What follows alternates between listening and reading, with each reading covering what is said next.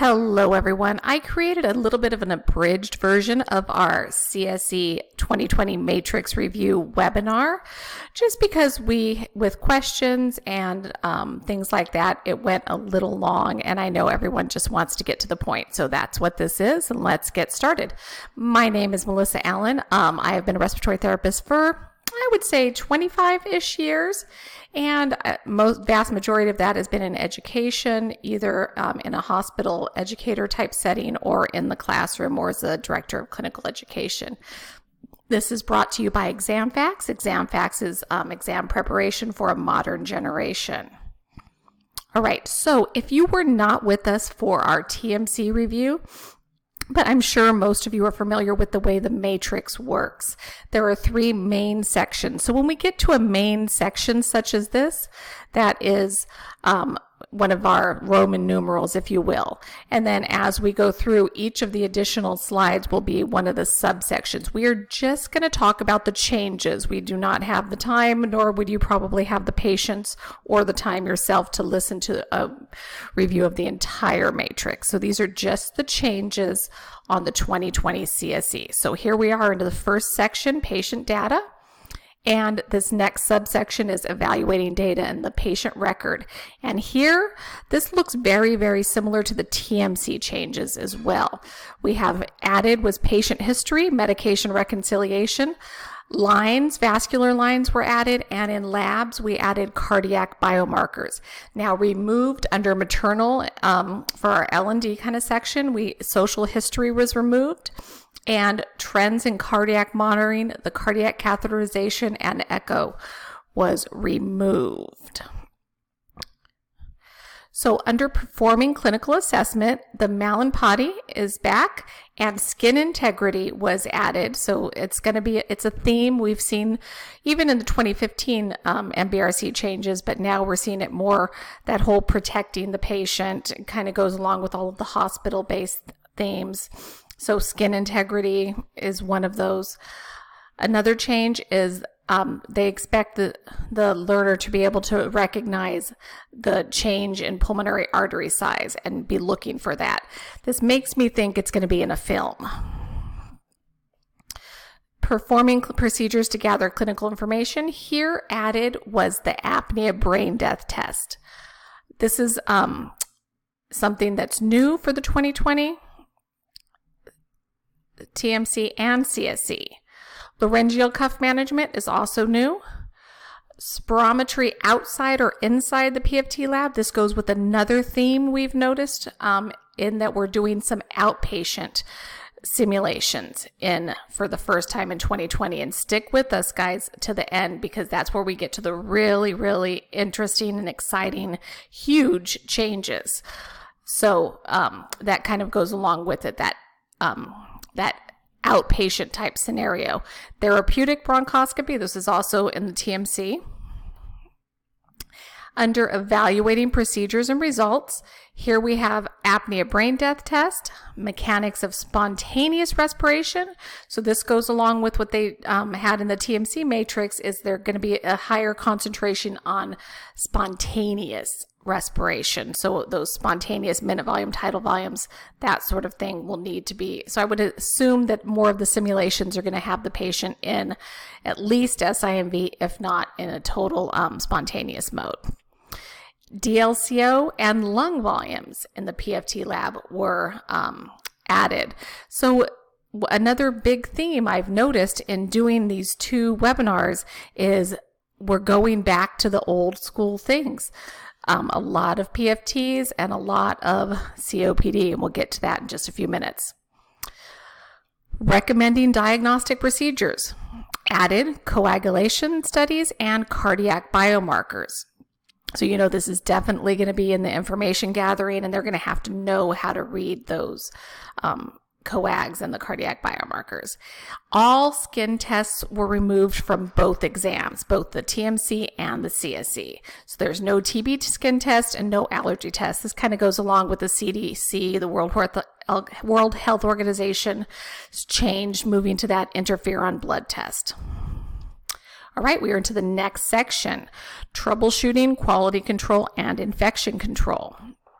All right, here under assembling and troubleshooting equipment, our heated high flow nasal cannula is on the exam. So that's something that the student will need to know how to troubleshoot and know how to use. MPPV interfaces, I really took that word interfaces as an extension of not doing harm, that skin integrity, and maybe changing interfaces, full face, nasal, to even pillows kind of thing. So making sure that they understand all of those. AED was added, and removed was the inovent or nitric oxide here in troubleshooting equipment. It's still in the matrix. It's just not for something they would have to troubleshoot. And that's probably because the newest version is pretty much troubleshoot free. All right, ensure infection control and quality control. The only changes here was donning and doffing of PPE was added. In performing quality control procedures, removed was flow modifying devices. So calibrating flow meters is a thing of the past. I'm sure we're all familiar. All right, so the last section is initiation and modification of interventions. And I am going quickly, guys, just to get you guys all this information. Now, if you are at all interested, shoot me an email. I will have my email in this, in the post, in the email that I'm sending you. And then I can send you the actual rundown of the matrix. I have it on a nice, simple outline, so you can just follow along. And what I would highly recommend you do is follow along. And I also have a COARC document that they made that took the whole MBRC outline for both the TMC and the CSE, pretty similar, so it wasn't that hard. And they actually have a space where you can write in what course you cover that information in. So I can send you that nice COARC document, and then if you take my outlines for both this CSE presentation as well as the 2020 TMC changes outlines, you can highlight those things that are brand spanking new that maybe you don't have already covered in a course, so that you can make sure you don't miss out on covering anything. And just shoot me an email and I'll send you that. Okay, maintaining a patent airway. Here we've added video laryngoscopy. I don't know why I always mess up on that word. And that's the only change. All right, there were no changes in these three areas. Performing airway clearance and lung expansion, supporting oxygenation and ventilation, and medications and specialty gases. So those all remain the same. All right, ensuring modifications are made to the respiratory care plan. Here is something we've noticed in the TMC as well, but I think it's going to really come to play with our decision making and even information gathering in the SIMS, is recommending a consultation of a physician specialist. So they're going to get those crazy cardiac biomarkers, the coags, some other kind of labs, and they need to know that they need to call a renal consult or a cardiac consult. So that's something new and different. As far as pharmacological interventions, narcotic antagonists and benzodiazepine antagonists were added. Removed were all vaccines, only here in the modification to the respiratory care plan. Of course, they're still going to be in our chronic home care patients and our outpatient patients. We're going to make sure they get their annual or not the annual pneumonias, but the annual influenza and their pneumonias. I think there's every 3 years or something like that. All right, utilize evidence-based medicine principles. Added, we're back to the GOLD guidelines. So GOLD was something that we were all very familiar with, depending on how young you all might be, but those of us that are a little older were very familiar with way back when, and we're kind of coming back to that. And that is going to be because COPD is huge. It's bigger than ever before. So providing respiratory care in high-risk situations, here is something that's a little more modern, interprofessional communication. So we're talking about a lot of those communication errors, making sure that the nurse and the therapist and the physician are on the right page, barriers to communication, things like that. So this is more of a modern concept, whereas GOLD is a blast from the past. All right, here we go. Assisting a physician provider in performing procedures. faster I talk, I get tongue-tied sometimes. Excuse me. I'm just trying to be kind to your time because I know everyone's so busy, especially this time of year. Okay, so EBUS or endobronchial ultrasound was added, as was navigational bronchoscopy. Bronchoscopy has always been on there, but they're getting a little more fancy with the modern bronchoscopy. And cardiopulmonary exercise testing is removed.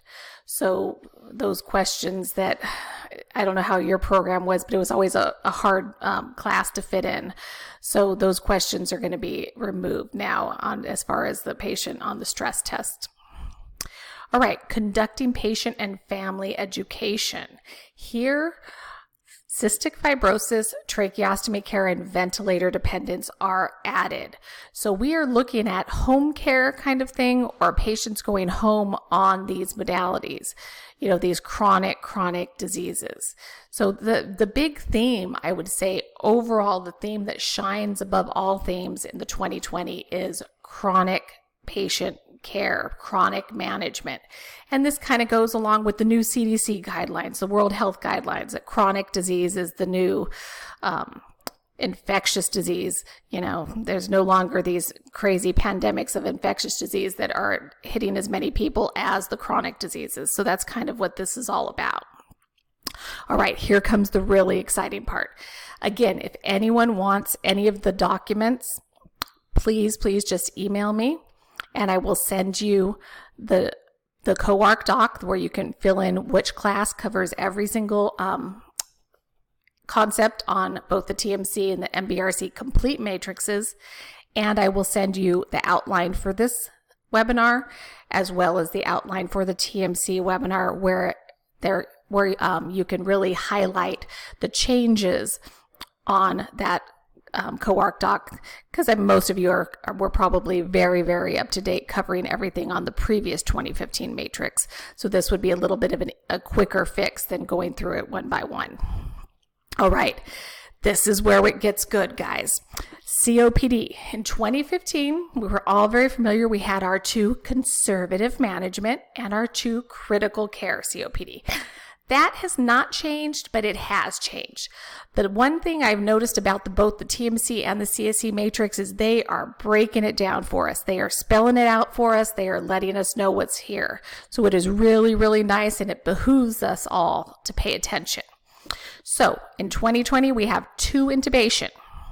Straight up, 2 patients will either start out intubated and mechanical ventilated, or the student or the test taker will need to intubate and put them on the ventilator, period. Another 2 will be non-invasive management. Now, this could be, MPPV, that they just stay on MPPV. Could it be just some kind of oxygen device and some kind of medication delivery, right? So it's 2 non-invasive. Now, here's where it gets interesting. Outpatient management. There is a 5th COPD that is outside of the hospital. So this patient is in a clinic type scenario, and so it's a total outpatient management situation. So they're really going to need to know the maintenance drugs, maintenance plans, a lot of the pulmonary rehab stuff, breathing exercise, all of that, activities of daily living. Okay, so that's 5. So we're already up by 1. There's a possibility of a 6th because there is this wild card under chronic airway disease that it's a 50-50, whether it's going to be a 6th COPD or if it's going to be bronchiectasis or asthma. I would say more likely or not it's asthma or COPD, but I'm sure if you fail the sim a couple times, you can get that bronchiectasis one. So that 6th one is a diagnosis. So they're going to have just lots of information. They're going to have to be able to figure out what exactly is going on. So you have to be able to analyze the PFTs and the blood gas and the x-ray. So we're going to go into that in a little. If you're confused about that, at the end, we'll go into it a little bit more in depth. All right, here's another jaw dropper. Trauma is going from 3 to 1 simulation. Yes, we used to have 3 adult trauma sims. Now there is only 1. So COPD is going way up and trauma is going way down. So yes, this was one of the biggest shockers I found when I present this. People are always shocked at the trauma going all the way down to 1. And little birdie at the MBRC told us the reason for this is that students did really, really well in this area. You know, they have that pneumothorax down, and it makes sense. Students pay attention when you're teaching about something cool and fun like trauma, you know, and so they did well in this area. So it's going to put additional pressure on you, the schools. Sorry, I had to take a drink there. Because this is an area that they did really well, and they probably replaced it with an area that they didn't do as well. But let's go into that. All right, adult cardiovascular. Now this is nice because, you know, I don't know about how your students are, but rhythms, you know, and cardiac drugs were never a strong suit that I've ever seen in a student, you know, or a graduate, you know, that just doesn't flow easily from them. So we're actually going from 3 to 2. And like I was saying, the MBRC was very nice. They spelt it out for us. Heart failure is 1 for sure. The second one is the wild card. It could be one of those other 5 items. It could be an MI, an arrhythmia, pulmonary hypertension, some sort of infarct, or a pulmonary emboli. So it's the wild card is the second one. But one's going to be some sort of heart failure, left, right, or total, you know, and then the second one will be the cardiac wild card. So there's only 2, though, 2 down from 3. All right, now here's another one. Neurological or neuromuscular. There were always 2, so they're usually 1 of each, right? You would have some kind of neuromuscular disease, like Guillain-Barré, myasthenia gravis, something like that. Then you had a traumatic brain injury, something like that, a neurological condition. Now it's 1 or the other. So there will only be 1 on the new 2020 CSE. Very interesting. All right, pediatric. Now, technically it's 2 and 2, but I'm going to say it's going to 1.5. And my reasoning behind this is this. For sure, one of them is going to be asthma. So they're going to have a pediatric asthma, you know, probably 10, 12-year-old, something like that. Then the second one is going to be very similar. It has a possibility of being similar to what we've always seen, which is going to be our croup epiglottitis, right? Bronchiolitis, something like that. But it also has the possibility of being BPD or a congenital lung or heart defect. Now, those last 2, I would consider more of a neo disease process. That's why I say I think it's going down to 1.5 and neo is going up to 2.5. In you know, in my humble opinion, but it just seems like that. So if you get the typical croup RSV bronchiolitis, I definitely consider those pediatric diseases. But BPD, a lot of times those kids haven't been out of the NICU yet, so I would still consider them a neonate. And a congenital lung disease or congenital heart defect tends to be something that's found more closer to birth. So, all right, moving along. So neonatal has not changed, unless you're listening to my opinion. I think it went up by 0.5. But in 2020, they are nice enough to spell it out for us. So we're going to have RDS. You're going to have to surf a kid for sure. And the second one is going to be a neonatal resuscitation. So there's going to be a definite neonatal resuscitation scenario. The infant's born and you have to react. All right, here is where we're starting to go up again. Adult med surge is going from 4 to 5. So, and they spelt it out for us again. So, ARDS, but only 1. So we for sure have an ARDS. Cystic fibrosis or bronchiectasis. So this is interesting. So we have a for sure bronchiectasis or CF here. Okay, infectious disease, you know, that's usually there, some kind of pneumonia, right? Could be a TB, but more likely than not, some sort of pneumonia. And the 2 are wild cards. So in the wild cards, we have a possibility of being immunocompromised, shock, bariatric, or psychiatric. So it's just going to depend on the exam. So those are the adult medical surgical. And this is one of those ones where, especially those wild cards, students may not get those right away, get those problems right away, unless they're really, really understanding what's going on with the disease process. All right. This is what I was talking about at the very beginning with the COPD. So there's not technically a COPD section like I presented it at the beginning. It's a chronic airway disease section. And out of that chronic airway disease section in the 2020 matrix, there are 7 diseases. So outpatient asthma is an additional focus here. So we're going to have 2 asthma patients on the, let me explain what that 2 to 3 means. We're going to have 2 for sure asthma patients on the SIMS. One is that pediatric asthma I told you about a minute ago, and the second is the outpatient asthma, just like there's an outpatient COPD. The COPD is going to have minimum 5, possibly 6, because the wild card in chronic airway disease could be a COPD, or it could be asthma, or it could be a third CF, which is interesting. So I think it's just a second, not third. Sorry about that. All right, now let me tell you just a little bit. I know everyone's super busy, and thank you so much for going over all this with me and being here with me today.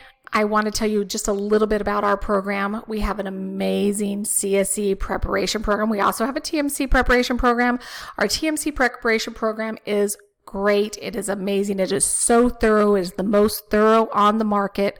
It has really been ideal, and we created it for those students that have been out of school for a long time. We've had CRTs that have been CRTs for years and years and years that have taken the program once and been able to pass, been out of school for years. I think one was even a decade. And really our goal was to have a thorough TMC program, but do it in a modern way, because it's all video lessons. A lot of neuroscience is behind it, the length of the lessons and having the activities right after the lessons. It's all digital, all online. No reading, no books, no textbooks, none of those things that 2019 students have aversions to. And it's a great program. Don't get me wrong, it's an amazing program. But our CSE program, it's like we found the Holy Grail. This thing is amazing. We have been able to teach students such precise information gathering in our methodology that they are able to maximize scores and be perfect on information gathering every single time.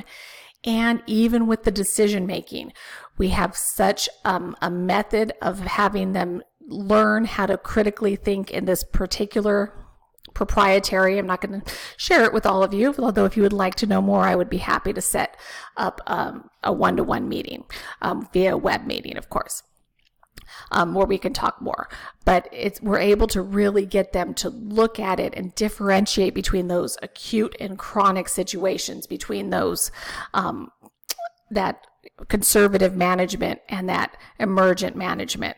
So please, if you would like any information, if you have any students that are out there, if you're getting nervous because those students that have never passed and they're going to count against you the next time you turn in a co-arc report, something like that, this is the ideal program for them, that maybe they did pass the TMC, but they could never pass the CSE. And what we have done is, because our TMC program is so foundational for those who purchase via me, contacting me via email, and you have to be a school. This is not available to individuals out there. We are giving additional 15 days of our TMC prep to those CSE only purchasers, and that's because these foundational courses are really, it's almost like we have 30 days that covers all of respiratory school. We've taken the best and just what they absolutely need to know. So we are actually giving half of that TMC course to the CSE students, as long as you contact me directly. And I verify you're a school. This is not available to the general public or a student that would contact me directly. So just please reach out if you're at all interested, and it's great. Even if you're one of those great schools that has wonderful numbers, if you ever have a couple of students that are just not passing or not able to pass, that is what we created this program for. This program is really for, there are so many good programs out there that are for those students that are AB students that are, catching on, they're really good, and that they only need a 24-hour program. We're not that. We're the opposite. We are the big gun on the market. We are in depth, so deep we go. We're teaching. We're not just having them practice and then saying, oh, you should have done this, you should have done this. No, we are actually teaching them the methodology of how to approach the test, and then on the TMC, we're giving them a lot of information, all the facts they need to pass the exam. Okay, thank you so much. And I'm going to cut this short because I don't want it to go too long. But again, my email, you're probably receiving this via email. And so just shoot me an email if you would like any of those additional forms, the COARC form, or if you would love to set up, I would love to set up a time where I could go over this program with you and show you, and just in case you need it at any point in time. There's no pressure really at all. I'm just so proud of it. I would love to have an opportunity to show it to you. Okay, have a great day.